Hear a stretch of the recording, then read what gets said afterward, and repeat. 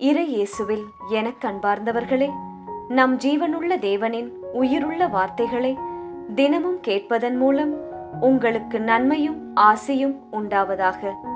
இன்றைக்கு நம் உள்ளத்தில் ஆண்டவர் பேச விரும்புகிற திருவசனம் ரோமையர் 4 திருவசனம்.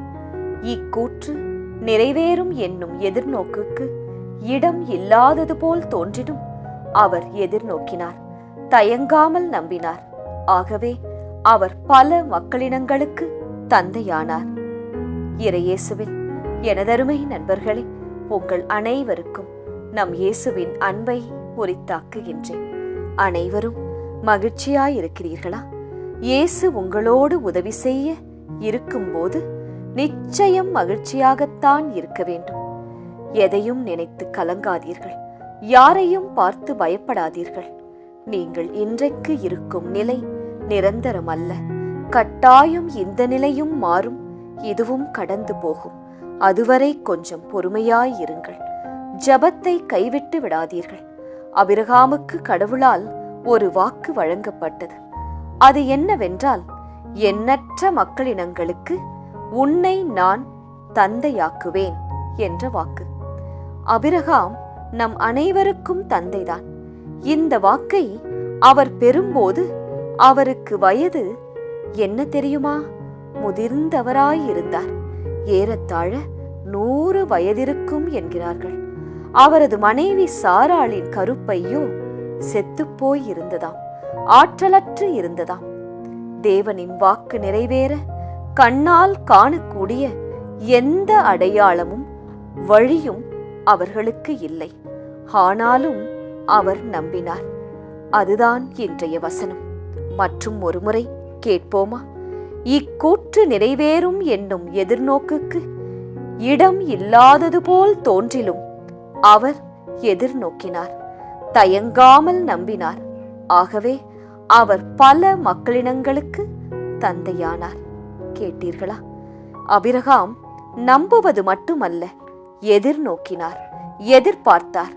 என் வாழ்வில் நிச்சயம் இயேசு கூறிவிட்டார் என்றால் அது நடக்கும் என்று எக்ஸ்பெக்ட் பண்ணார்.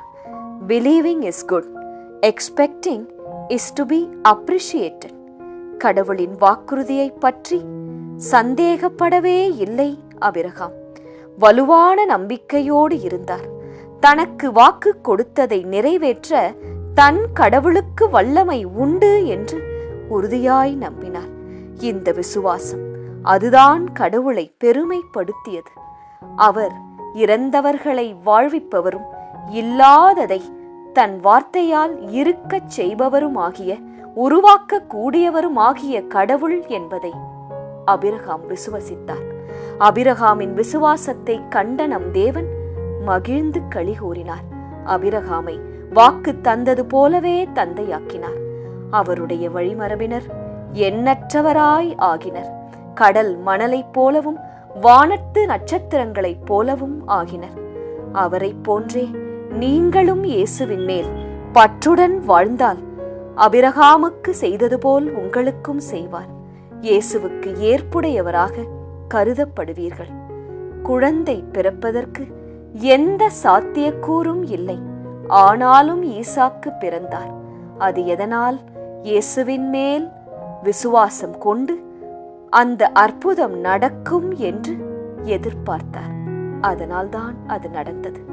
அதுபோல உங்களுக்கும் இயேசு அருளிய வாக்குத்தத்தம் நிறைவேற உங்களை சுற்றி எந்த தடைகள், சாத்தியமில்லாத சூழ்நிலைகள் இன்று இருந்தாலும், உங்கள் கட்டுப்பாட்டை தாண்டி உங்கள் வாழ்க்கையில் காரியங்கள் போய்கொண்டு நடந்து கொண்டும் இருந்தாலும் அதை எல்லாம் பார்க்கவே பார்க்காதீர்கள். உங்கள் கண்களும் உங்கள் உள்ளமும் மனமும் இயேசுவையே நோக்கி பார்க்கட்டும். அன்னை மரியை நோக்கி மன்றாடுங்கள். ஜெபமாலையை சொல்லுங்கள். விவிலியத்தை வாசியுங்கள். திருப்பலிக்கு சென்று வாருங்கள். இயேசுவிடமும் அன்னை மரியிடமும் ஒப்படைத்து விடுங்கள். என் ஆண்டவர் சர்வ வல்லவர், எனக்காக எதையும் செய்ய வல்லவர் என்று முழு நம்பிக்கை கொள்ளுங்கள். முகத்தில் இன்னும் ஏன் சோகம்? மகிழ்ச்சியாய் எழும்பி இன்றைய வேலைகளை பாருங்கள். எல்லாம் உங்கள் விருப்பத்தின்படியே நடக்கும். ஜெபிக்கலாமா?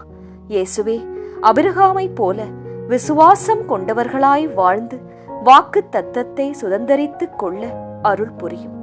எனக்கென்று நீர் சொன்னதை செய்யும் அளவும் எங்களை கைவிடாத தேவன் நீர் அல்லவோ? உம்மையே நாங்கள் நம்பி இருக்கின்றோம். எங்களுக்கு மன அமைதியையும் இளைப்பாறுதலையும் தந்து ஆசிர்வதியும். ஆமேன். இயேசு கிறிஸ்துவின் பெரிதான நாமத்தின் நிமித்தம் ஜெபிக்கிறோம். ஆமேன். ஒவ்வொரு நாளும் உங்கள் உள்ளத்தில் ஆண்டவர் பேச விரும்புகிற இறை வார்த்தையை தெரிந்து கொள்ள ரோசரி பிரேயர்ஸ் சேனலை சப்ஸ்கிரைப் செய்யுங்கள்.